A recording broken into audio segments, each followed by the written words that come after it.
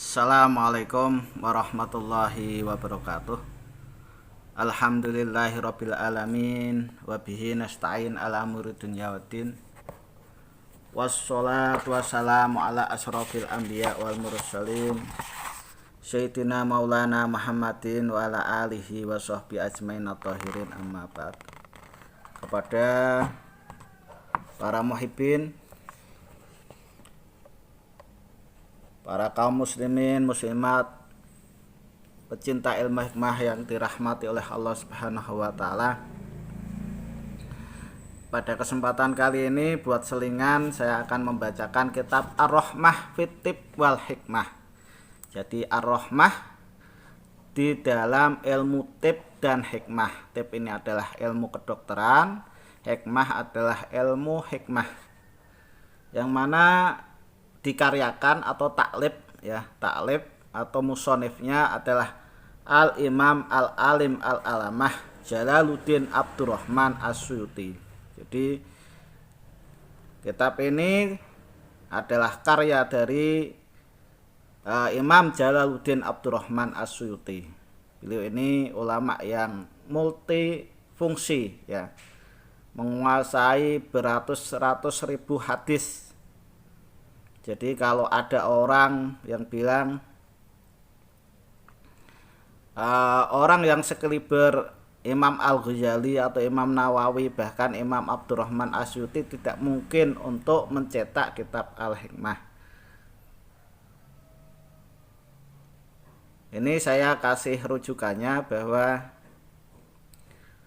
para hukama terdahulu, walaupun beliau ini adalah seorang Al-Hafidh, Jalaluddin Abdurrahman As-Suyuti ini adalah seorang Al-Hafidh yang hafal ratusan ribu hadis. Karena kecintaannya kepada umat Islam, beliau membuat kitab yang mana kitab ini berkecimpung di dalam kitab tib dan hikmah. Jadi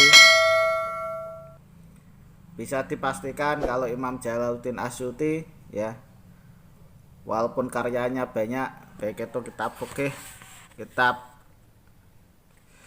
hadis, dan kitab-kitab yang lain, beliau sempat mengkaryakan kitab Ar-Rahmah fit Tib wal Hikmah, kitab yang berkecimpung di dalam dunia kedokteran dan kitab hikmah. Apakah kitab ini menjurus kesyirikan? Mungkin Anda bisa menganalisa dan memberi penilaian sendiri. Apakah kitab di sini yang menjelaskan tentang pengobatan-pengobatan, Baik, ini kalau kita lihat di dalam kitabnya ini, untuk daftar isinya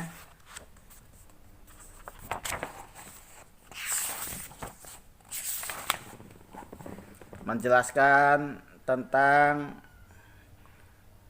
tata cara untuk mengobati, mengobati badan dan lain-lain, seperti sakit kepala, sakit perut, sakit dada, sakit jeruan, dan lain-lain. Itu sudah ada pengobatannya dan tata cara solusi untuk mengobati penyakit-penyakit tersebut.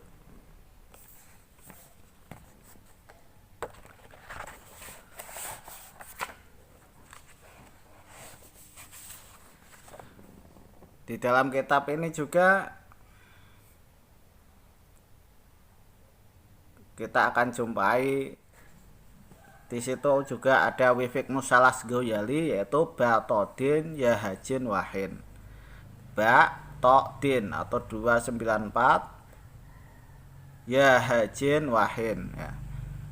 Nah, apakah adanya model Wifik atau raja semacam ini itu syirik? Pasti imam sekaliber Imam Jalaluddin As-Suyuti tidak akan menjerumuskan kita umat Islam mengajarkan hal-hal yang berbau syirik. Ini juga kalau dilihat dalam kitabnya tentang mengobati sihir, pasti di situ disertakan Raja Sulaimani atau Khotam Sulaiman. Nah, ini semacam ini. Adapun Anda bilang bahwa kitab ini menjurus kesyirikan, nah itu mungkin kurang pemahaman Anda tentang kitab-kitab para ulama-ulama Yaman dulu ya. Yang mana dengan kitab-kitab tersebut bisa diambil kemanfaatannya oleh umat Islam.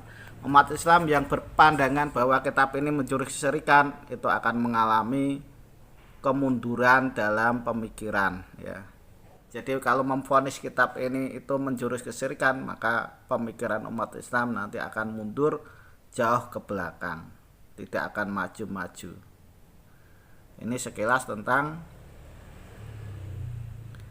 apa yang ada di dalam kitab Ar-Rahmah fi Tibb wal Hikmah karya dari Syekh Jalaluddin As-Suyuti.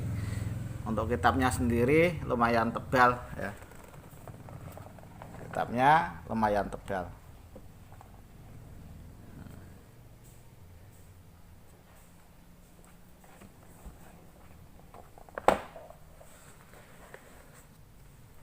Di sini buat selingan dari kitab Mujirrobat Robi, saya akan mengkaji tentang bab yang ke 134 ya, al-babu rabi' wa salasuna wal mi'ah, bab yang ke 134 di halaman 145 ya.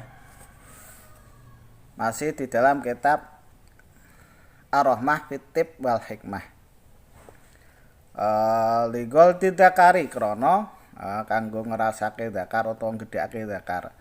Tahudu ngalapo sapa sira ma'an fatiron ing banyu kang anget. Watat lukulan ngosoki sapa sira bi kelawan ma utawa banyune al-dakaro ing dakare ing burung hatayah mira sehingga dadi abang apa dakar. Wang to sebulan dadi ngadeg apa dakar.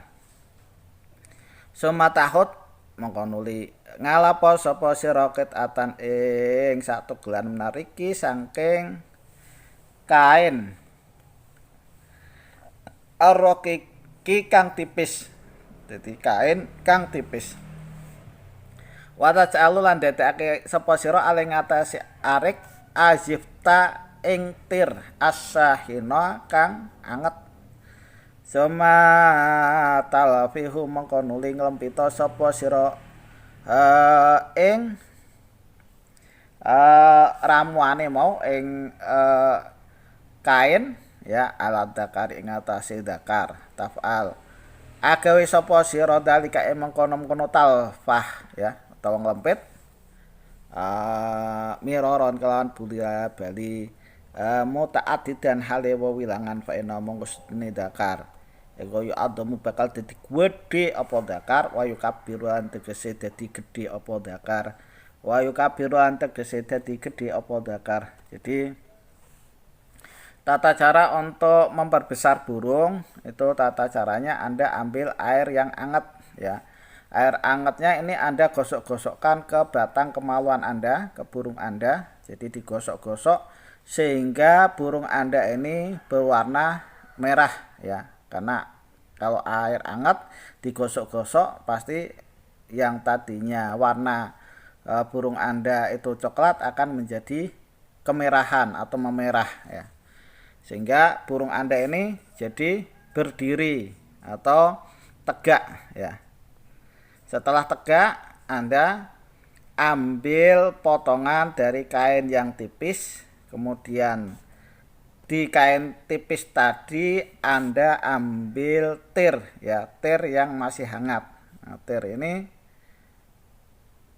kalau diartikan itu tir aspal, jadi hangat ya, tir aspal ya. Jadi tir yang buat ngaspal tapi yang hangat, tapi itu posisinya di kain.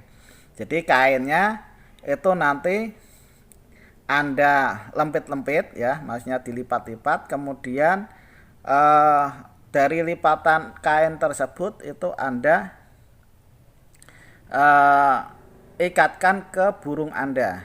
Tujuannya bukan tirnya ya, bukan tirnya yang mengenai ke burung Anda, bukan, tapi kainnya. Jadi tirnya itu masukkan ke kain, kainnya itu nanti dilipat-lipat ya. Jadi hangatnya tir itu nanti terasa di burung Anda ya. Taf'al dzalika, dan ini Anda kerjakan proses semacam itu miroron, berulang kali, muta'addidatan. Jadi Anda lihat hasilnya, kalau seandainya burungnya belum besar, itu Anda bisa ulangi lagi sampai 7 hari ke depan ya. Jadi proses untuk membuat burung besar itu prosesnya miroron muta'addidatan. Jadi dilakukan berulang kali ya, minimal 1 minggu. Kalau itu Anda kerjakan, fa'innahu yu'adzam wa yukabbir, maka burung Anda ini akan jadi besar dan akan jadi kuat atau perkasa ya. Ini tata caranya. Tata cara lain untuk menguatkan dakar atau menguatkan Mr. P atau burung Anda biar di situ kuat perkasa di dalam berhubungan badan dan membuat pasangan Anda ini menjadi puas ya.